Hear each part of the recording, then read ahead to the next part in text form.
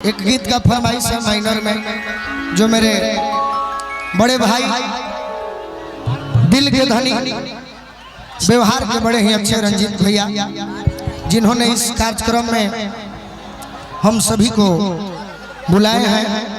एक इनका एक गीत है और मुझे उम्मीद है कि सब भाइयों को पसंद आना चाहिए। कि आज हो पहिला मिलनवा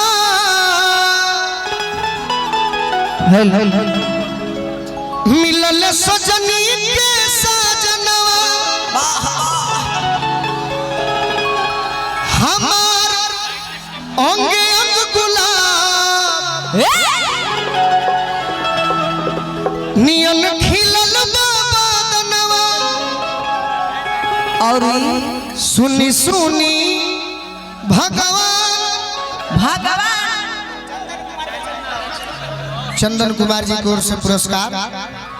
सुनी सुनी भगवान अर्जुन बिहान हो खेती।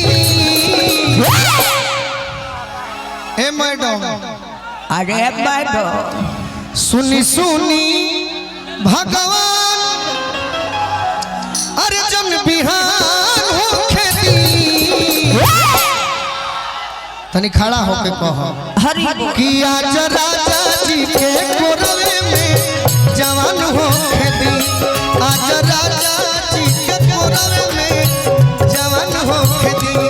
आज हो पहिला मिलनवा मिलल सजनी के सजनवा, आज हो पहिला मिलनवा मिलल सजनी के सजनवा, हमार अंगे अंग गुलाब नियन खिलल बदनवा, हमारा अंगे गुलाब नियन फूलल बदनवा।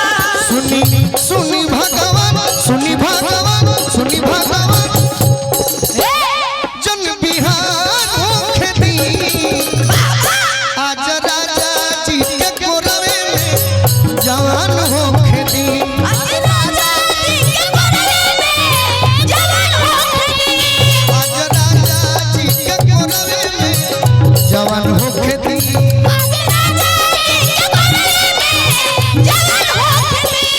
अरे जा सजना तुझको भुला दिया, जा सजना तुझको भुला दिया, वादा किया हंसाने को मुझको भुला दिया, वादा किया हंसाने को मुझको भुला दिया। जा सजना तुझको भुला दिया, जा सजना तुझको भुला दिया।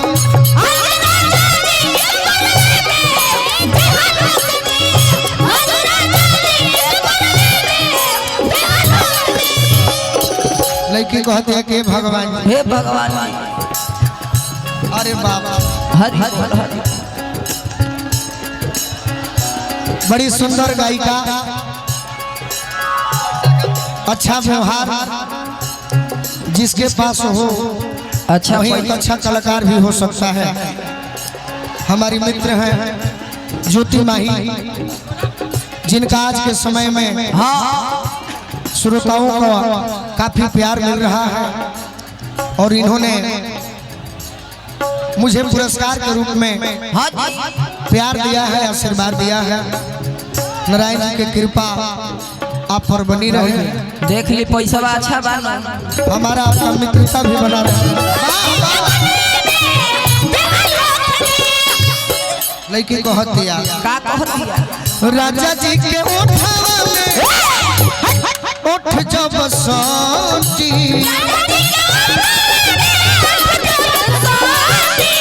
राजा जी के ओठवा में ओठ जब सोटी,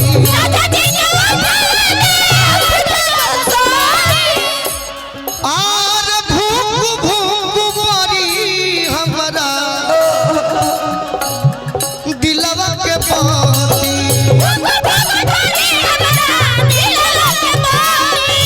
भूख भूख बड़ी हमरा